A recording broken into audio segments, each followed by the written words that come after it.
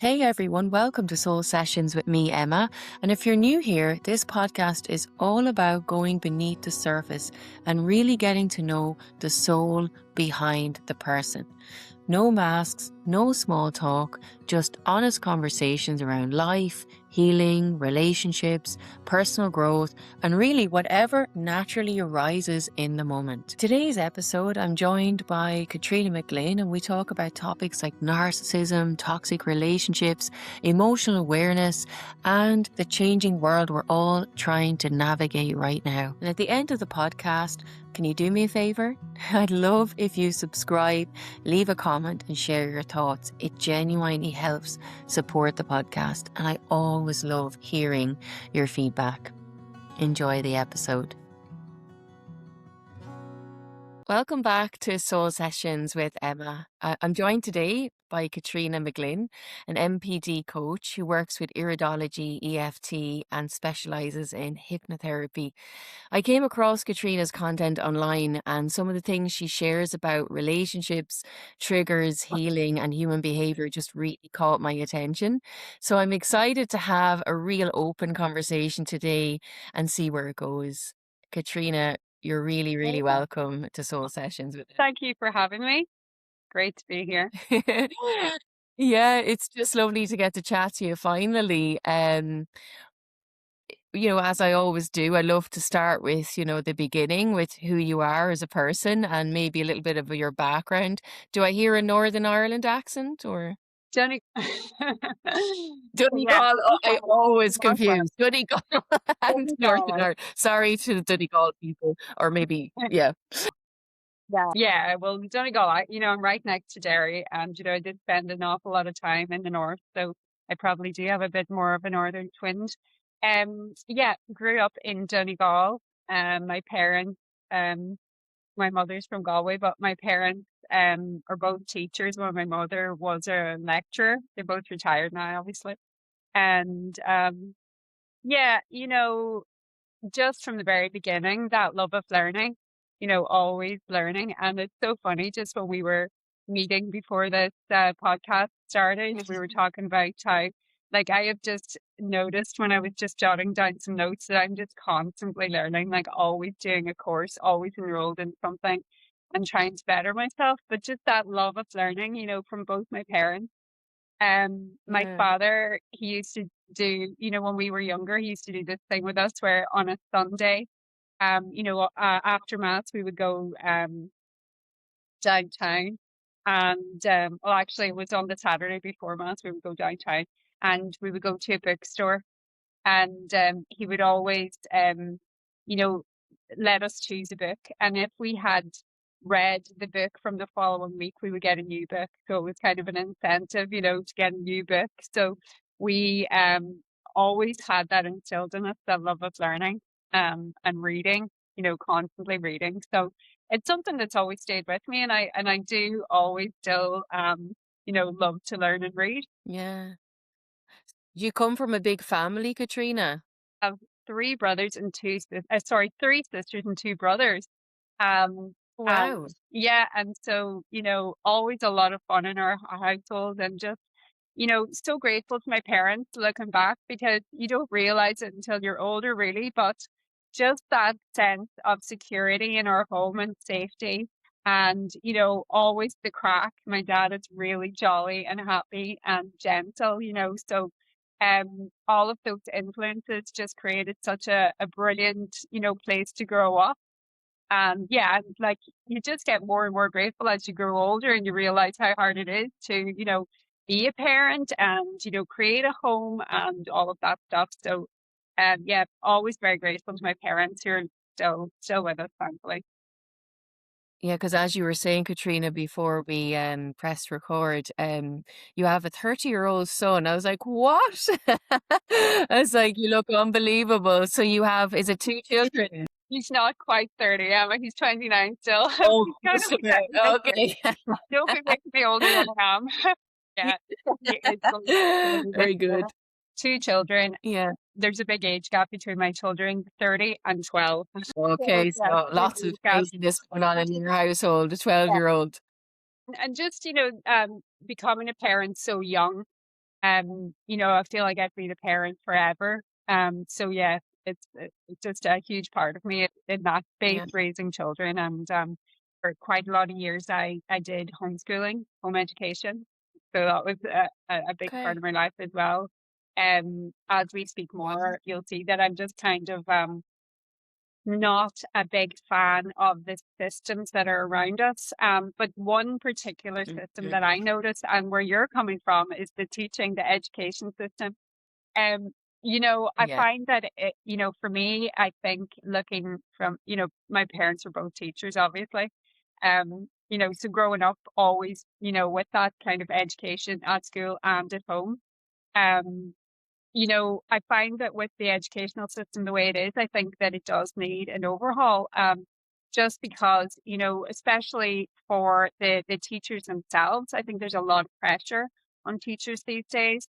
And then for the students, coming in, you'll see that nowadays, you notice there's a lot of anxiety with the children. There's a lot of school refusal, and then with the teachers, they have to deal with a lot more additional needs in the classroom, and then obviously the pressures of more paperwork. Yourself, you've come from that background, so Yeah. I think home Yeah, education absolutely. is a great addition to that, and like also it kind of for me, I thought it gives the children a little bit longer time being a child because they're not kind of in this institution from 9 to 5. They're kind of like there's more freedom and the Yeah. choice of what to learn. I think that we can trust our children enough to hand that to them and say, what would you like to learn? What is exciting you? What is inspiring you? So yeah, I know that you're from the teaching Yeah. background as well.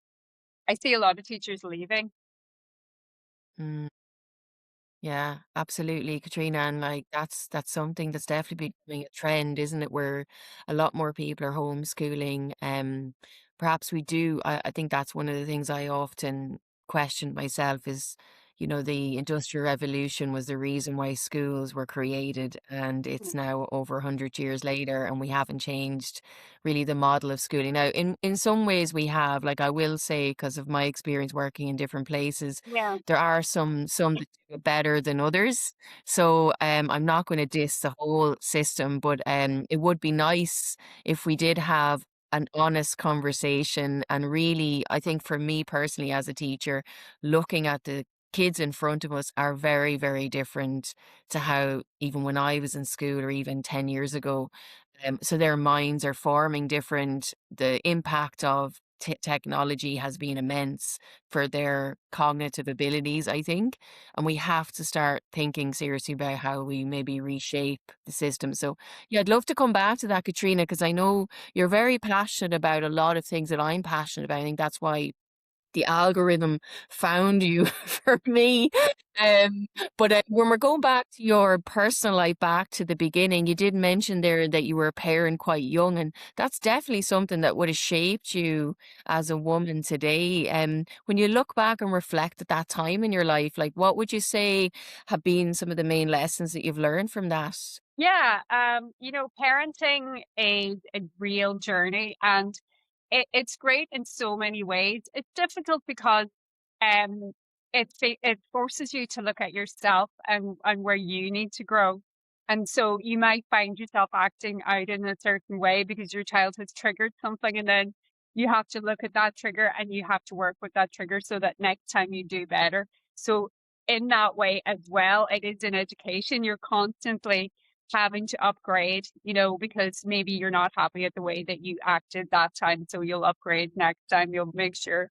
And then it's also really about communication, because your child is a little person and, they have to learn how to communicate with you. They're new and you have to learn how to communicate with them.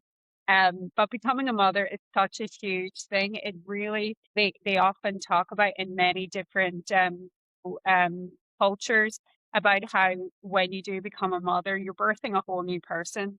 And I definitely felt Mm. that the instant I became a mother, it was like my life just did, a 180, and I just became a completely new person with new responsibilities. And you kind of, to some degree, put yourself on the back burner. There's this whole new person, and you have to become, you know, it's all about them. It's all about them Yeah. from then on.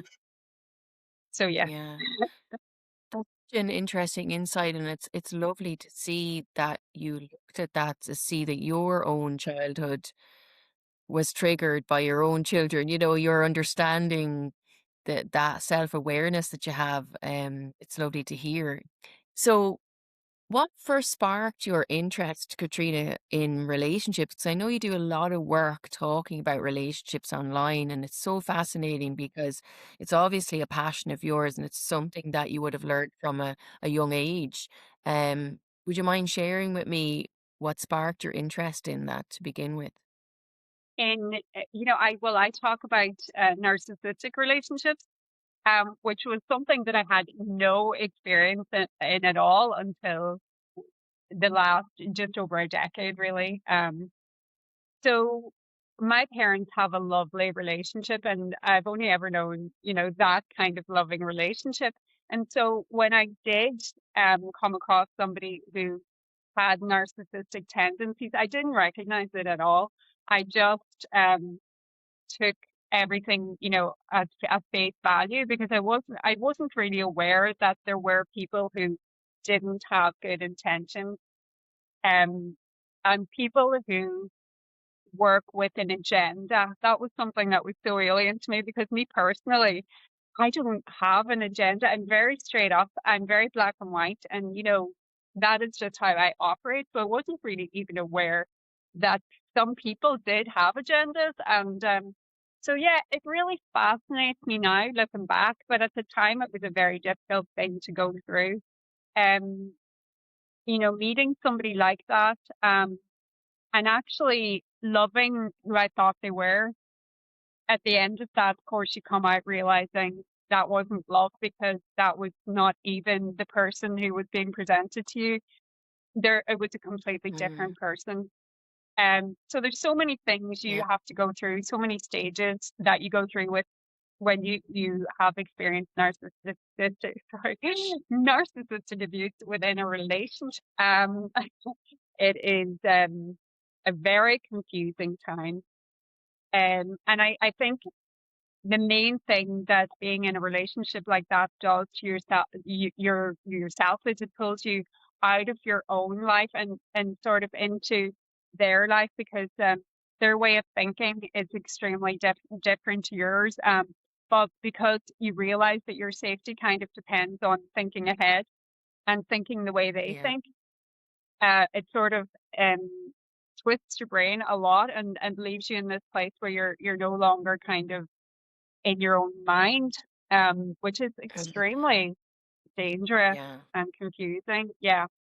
Um, Thanks so, for sharing that. I'd love to explore it more. And Katrina, for anybody listening, maybe if you want to just share what a narcissist is, first of all. well, it's hard to define things like that, but when you go through it and you realize that there's an actual playbook that the people, use, and it's always the same. They do the whole, as you learn about it, you learn these new terms, like love bombing.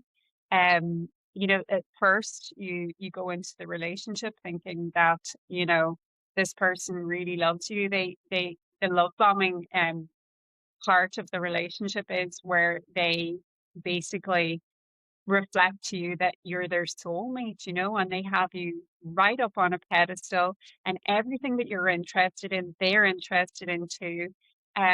It's what you think is a beautiful phase of falling in love. You finally, they say things to you like, "Oh, I finally met my soulmate," and because if you're a person who is honest and forthright, you believe what you're hearing, so it's a kind of a phase where you think that it's a mutual falling in love, but again, there is an agenda to that. So and then another part of that is where the narcissist will ask you, about your deepest feelings, during that phase. And you think again that it's mutual sharing, but what that phase is an actual gathering of data and information, and that information at some point will be used against you. I see that in nearly every example that I come across.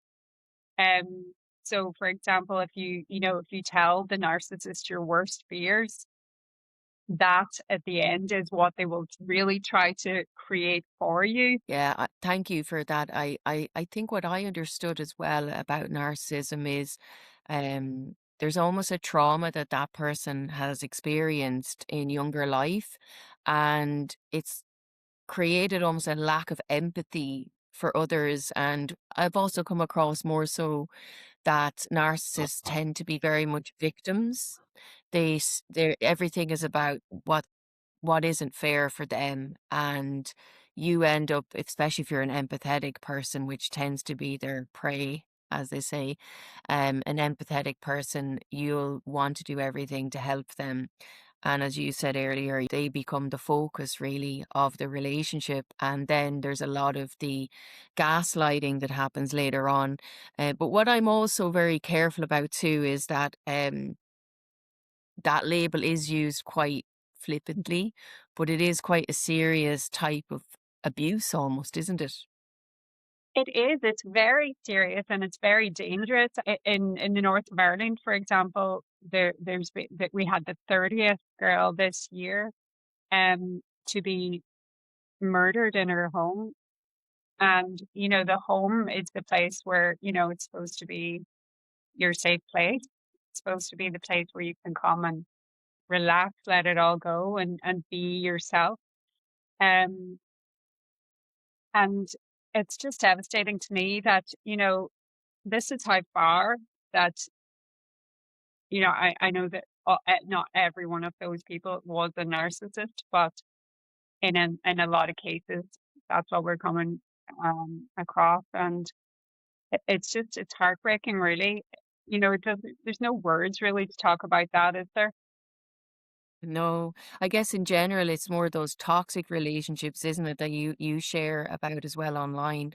And I think hopefully we're getting a lot more knowledgeable about what the traits are and what to look out for. But when you're in it, it's hard to see it, isn't it? It's easy to talk about it when you're on the outside of it. But if you were to look at even the term toxic relationships, what would you say would be the main warning signs as such for men and women, I guess, because it happens to men too.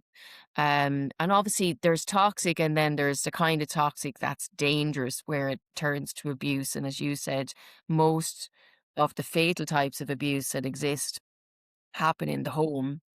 And you working with any people like that? Because I know through your content, people must resonate and contact you and share their stories.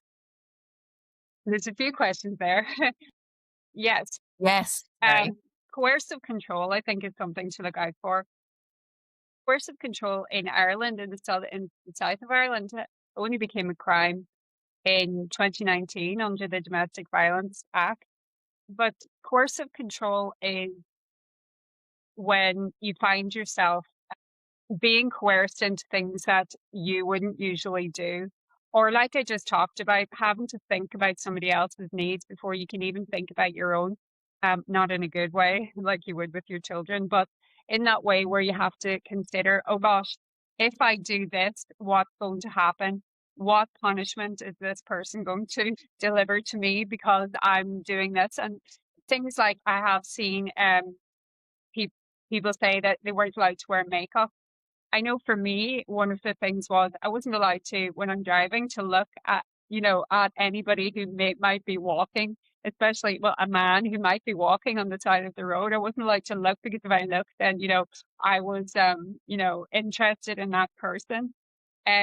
Straight crazy things. Like I know when I was in this relationship, one time I went to the dentist and I had to get something done with my tooth. I was in there for quite a while, and because I was in there for quite a while, when I came out, I was accused of, being with the dentist. It's just crazy things, and you find that, like, your life just becomes smaller and smaller because you're afraid to do anything. You can't move this way, can't move that way, and you're just not acting naturally anymore.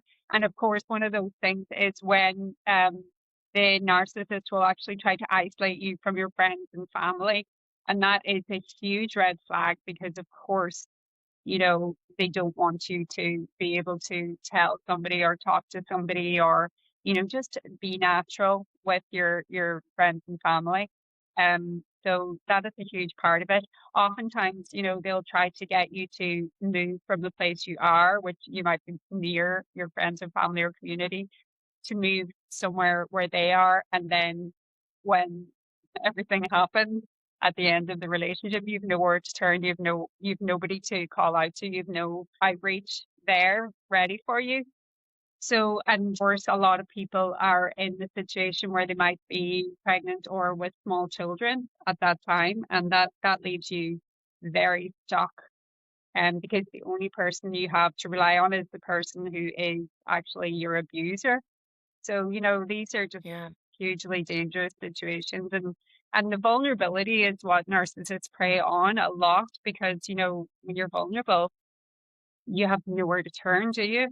So yeah, it's Mm, and you said earlier that, a lot of people, a lot of these particular people with narcissistic traits go through trauma when they're younger. But I think a lot of times that's us trying to explain away these things and, oh, it's mm, not their fault. But when you do look back at these kind of cases, you see that a lot of times it's very deliberate.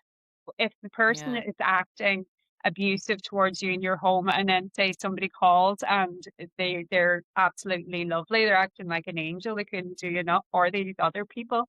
And that's deliberate, and you can see that because if they can change in different circumstances to the circumstances at home, then obviously it's not just to do with trauma or something. Like, you can't just write it off that something bad happened to them, because Yeah. there are lots of people you meet along the way and they've had difficult childhoods, and have had terrible traumas, and they actually become more empathetic. They don't become less, and they don't want to inflict pain on other people. So I think when you are an empath, it's very, very easy to say, oh gosh, a poor person. And most people who go through this do still actually come out the other end thinking, oh my gosh, like, I actually feel sorry for those people. And that is a testament to themselves for still holding such a lovely heart all the way through Mm, a terrible situation. But yeah, I think yeah. for women, we need to maybe be a little bit more aware of these red flags and a little bit more aware that this is a deliberate thing. You often hear house devil, street angel, that kind of thing. Mm, yeah. Absolutely. I agree with that. And as you said there, the red flags of acting one way in the home and then different on outside, and what other people think of them is very important, isn't it? The reputation is extremely important to them. Um, you also mentioned that and that's a very fair point. Yeah, empaths tend to be just so kind that they will still feel sorry for a person, even if they treated them quite badly. Yeah. I think there's also the element of, in the end, for the victim, as it were, to heal, it's easier to not be bitter, isn't it? But again, it does depend on the level of narcissistic abuse that the person has suffered. But it's definitely a topic that is, yeah, something that I think many people can relate to for sure.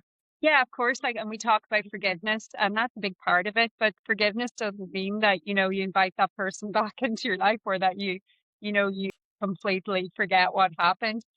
Forgiveness is for yourself. It's for yourself to heal.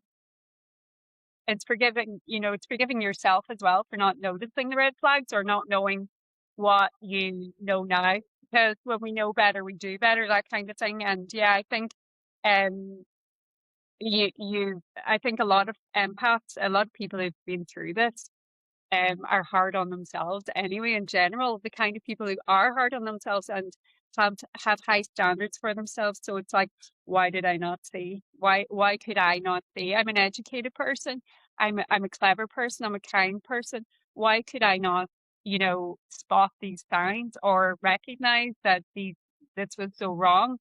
And I think it is because a lot of time the very people who are in these situations are the people who do make excuses for people and who are just a little bit kinder and more accepting, Mm, in general. Um, but yeah, definitely yeah, it's great. It's great that nowadays you see it everywhere. There's so much information for the young ladies coming up now. There's so much information out there for them yeah, to say, hey, listen, well, I think that might be a red flag. So yeah. yeah. Yeah, I think it's so on the other hand though, I also feel like and that's a conversation probably for another podcast, but I'm also worried that sometimes there's a lack of opening up now because people are so afraid of these so-called red flags that it's important not to, I suppose, be too closed off and to understand like sometimes we misinterpret certain behaviors, don't we? So that's kind of where I was going with that. Yeah, But I can see when where you're you spoke going. about this before, I can see where you're going with that because yeah, I can see in yeah, the collective there is this kind of like standoffishness now where between the male and the female. But I think yeah, there's huge changes collectively on earth right now, where we're being forced to look at divine masculine, divine feminine and where we can come together and work together in safer and more honest ways. I think sometimes when you're going through that change as a huge collective, these things will come up to be seen. And it's not like they were never there, but coming up to be seen, I think it's a good thing. But just because, we are going through this part of it, that it looks like it's a little bit harder for people to find their match. But I think because of that, because there's so much going on with the male and the female, and obviously we all have male and female aspects as well within us. yeah, That's such a deep yeah. subject, and definitely, if you want a podcast on that, I'll be there as well. Yeah. I love it. Yeah. I actually we I that came up in my last podcast with Michael because we were talking about the divine masculine and he did Yeah. acknowledge the fact the divine feminine on it is almost our job right now to be the ones to lead the way and through that the men will find hopefully their way. So I'm excited on one hand that the world is starting to wake up and on a spiritual sense, I know you've mentioned this before with narcissism being this kind of greatest spiritual training.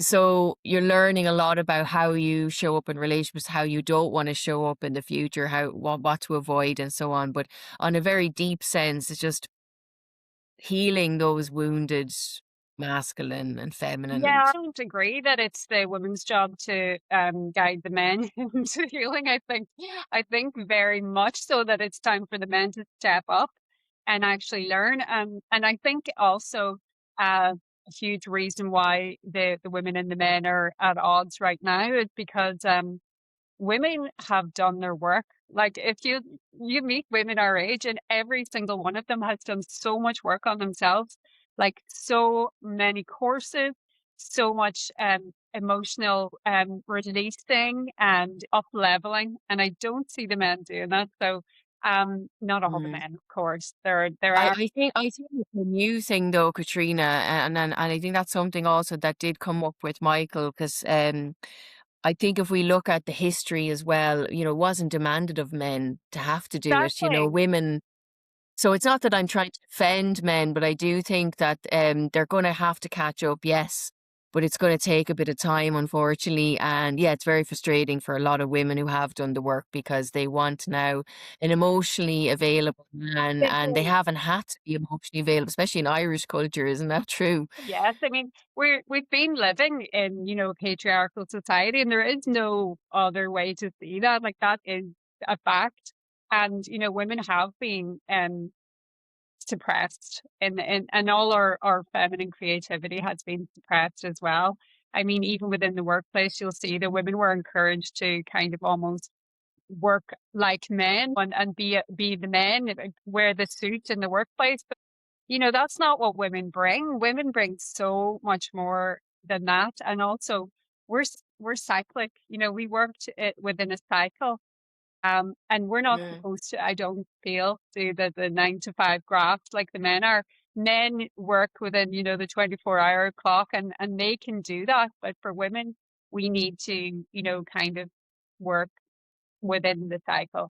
And I think that's a very important yeah, part of, you know, the change as well, and all of these changes. But I definitely yeah, think, you know, I'm very passionate about the fall of these systems that are in place right now. And I do think we're moving into times where, you know, we can actually be more honest about who we are as women, and yeah. you know, and grow together, and work with our own sort of, you know, the best part of us as a woman, and the men can work with the best part of them. And we're not in competition. You know, we're not, it's not a competitive thing. We can work together really well when we can bring our best, and meet in the middle kind of thing. I think because, you know, everything happening in the world right now is kind of forcing people to realize that, you know, community living is best. And so I think when it does become like that, there will be more authenticity within our job roles, and we will be bringing Mm. our own unique talent. And when we bring our unique talent, it'll be very clear that women are bringing something completely different to what men are bringing. But we can, you know, they're both equally great and needed and valid. What you're saying there, Katrina, I think makes a lot of sense. What I meant more was on a spiritual sense. The women have always been connected, and this is something that's been beautiful in Irish culture, hasn't it? How we connect very much to the land and our intuition, and that's being more recognized now. And in that sense, that's more what I meant was, I don't know if you had heard of Sheila na gig. Yeah, of course. Yes, the Sheila na gig, yeah, the Sheila na gig symbol that was on churches around Ireland for many, many years. I know I'm going a bit off topic here, but it's related to my point really where it came from. The idea of it looking like, you know, a vulva, really, the shape of a female part, and it's like a portal into world. And that's what I meant by women almost leading the way, because women are mothers and they're creators of life, and they have so much power. And that's why I guess the patriarchy overtook them, because they were afraid of the power that women have. So now it's starting to be hopefully revived again. And yeah, I think when we talk about masculine, feminine, and relationships and so on, that whole dynamic is very much changing. But just bringing back to your point about systems there, Katrina, because I know you talk a lot about that too. And one of the other posts that really caught my eye was you were talking during COVID. Now, I was living abroad at the time during COVID, but you mentioned that this idea of Wizard of Oz, we all had the power all along. Yes. So what I meant by that was, it was up to us how far it went. Um, were we going to ask for tighter restrictions, or were we going to see that actually we didn't need to have those restrictions? And that whole phase of our lives where we were put through that, I think it was a really powerful time to see that, you know, were we going to outsource everything, or were we going to realize that no, we can get through this ourselves? But there was so much. I think what that whole period of time did was it really triggered a lot in people that we didn't even know we had. I noticed for people who had um a very maybe an outlook where, you know, mommy, daddy, government were going to look after them, were the people who said, right, what do we do next? But the people who were more kind of sovereign in their being, were sort of were okay. You know, they were okay. They didn't get triggered by every single thing that came out in the media. And as we can look back now, we can see that it was very media controlled and contrived in a lot of circumstances. What would be your main going forward, like in your work? What would be something you want to focus on? Well, at the moment, I'm studying a modality which is an add-on to hypnotherapy, which is called future timeline hypnosis.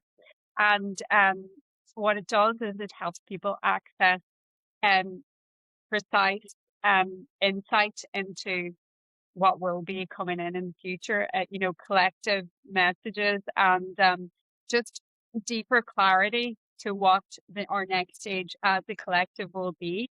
And, once you bring somebody to that, future timeline, um, and they'll ask questions about how it will be collectively, but also personally for them. Um, I noticed that like in future there's going to be a lot more you know people stepping into work where they're more needed and more suited instead of these kind of jobs that people do at the moment where they're possibly filling out forms or doing whatever, and that's great. It's part of it, again, it is part of the greater system and these things need to be done, but because AI is coming in and taking over a lot of these jobs, it gives people space to step into the job that they're actually more suited to, our sole purpose. I think that it goes very deep, so I'm very excited to learn more about that and to bring that forward as, an offering. Because there is a lot of confusion for people to find their purpose, isn't there? And I think if you can tap Mm. into that, and hopefully people can be more open to it as well. Actually, just recently this week, I had a session with a lady called Elizabeth Grant who did spiritual response therapy on me. And I know for some people listening, might think, well, who's this woman? She's cracked, this Emma one. What's she doing? But no, what Elizabeth does, it's like clearing your past lives and all the things that have gone on that you hadn't let go of. And I just found it so fascinating. So please God, it's cleared the way for lots of abundance for me. But Yeah. I understand where you're coming from. Soul contracts, if we connect that. And again, that's something maybe people were more in tune with before we had all the distractions that we have nowadays. But I really love that idea of really looking deep into who we are meant to be without the outside external world telling us who we should be. Yeah, that outside external world, exactly. Oftentimes, kids go to university and maybe they're full of the joys of like what they're going to learn. It's very mainstream and it's kind of a cookie cutter factory model where they're like, okay, you go in like this and then you come out like this. And then often they don't even go into a job to do with what they've been studying, and they might end up in a job that is more clerical or something. And well, it's a great job. It gives money, and but in a way, it's sort of maybe not what they were supposed to be doing with their life. Um, Yeah, so it's yeah, lovely. I think we're going to be stepping into much more amazing times where it gives us the yeah, opportunity to look at the person as an individual and say, right, what are you good at and what can you bring? yeah, yeah, And also because the systems around money and finances are changing as well. Um, is it going to be a time where people can barter their skills and trades? Um, which is going to have to be extremely authentic and, meeting the person one to one. I think it's more soul based, isn't it? This absolutely. online jobs are great and everything, but actually meeting people in your community and bringing us back to that is going to, you Yeah, know, if that materializes, it's going to be absolutely wonderful because we're yeah, all lacking in, this kind of, there's a lot of loneliness out there. There's a lot of people on their own. Also going back to, domestic violence, I think if these times do come in where we are more community based, that will be something that will also really benefit situations like that because, in communal living where possibly you've got your family all around you, you're all going back to those models where the grandparents and the parents and the children are all kind of living all together and or very near each other. There's no room for that kind of isolation, and there's no room for that kind of, abuse that happens in secret behind closed doors. I Yeah. think, that will be something that will be absolutely amazing for times like that, because other people in the family, your father's not going to stand by and watch some mom doing this to you. Your brothers are going to be there to protect you. Yeah. I think that will definitely benefit those situations. That's such a good point because yeah, we're hopefully moving away from an individualistic world to a collective world, which is how we were always meant to be, weren't we, So, in our big families, yeah. nuclear systems. I love that. And just moving forward in terms of the work you do, if people want to check out what you're doing right now, and obviously you're exploring the hypnotherapy in a deeper level, where can they find you, Katrina? Well, I'm on the usual suspects. I'm on Instagram, TikTok. You can search my name, Caitriona McGlynn. Or I also have the old moniker that I used to use, the Hypno Chick, was Mm, a very going back to 2007 when I first learned hypnotherapy. So okay. I've resurrected that just because, in the interim, I was doing so many studies and so many different modalities that I was learning, and then also the home education. So part of my working life was sort of put on hold, but I'm back. Yeah. Yeah, You're back now and you're I'm ready to back. go with all And the I've balance. so many, yeah, I've so many different skills because in the meantime, I also studied with a lady called Madonna Guy, and she's in Australia. Yeah. She is an amazing person who works in the kinesiology world. So I've done a lot of that. I've also done a lot of Donna Eden work.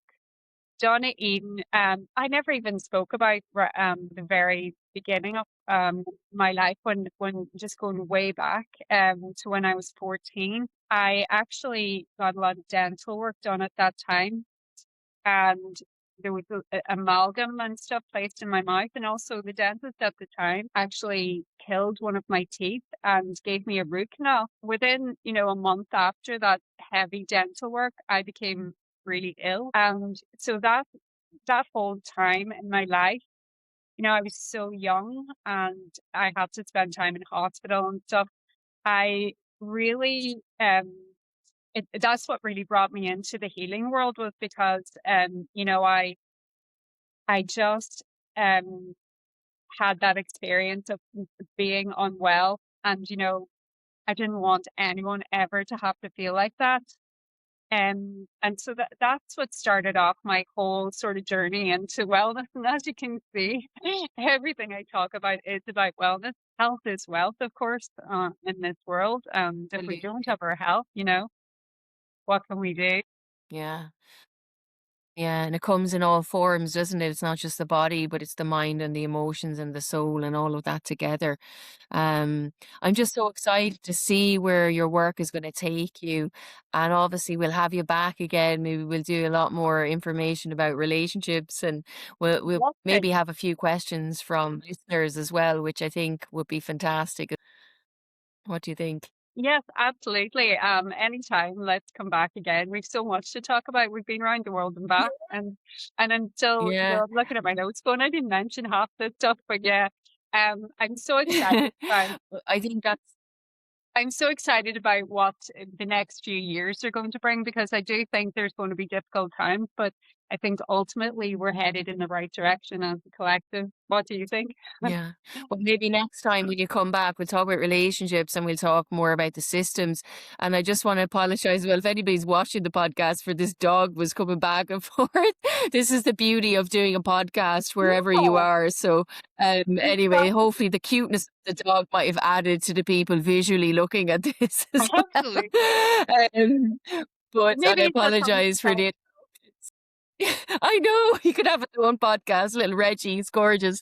Yeah, But Caitriona, it's been an absolute pleasure. And like I said, we will have you back again. And I think what I would love to encourage is people who are listening. I'm sure there's people who are listening and they're recognizing traits, let's say, of narcissism or toxic relationships, and they want to have more of a discussion around that. So I will encourage people to share and hopefully comment and ask questions so we can explore that again in greater detail in the future. absolutely.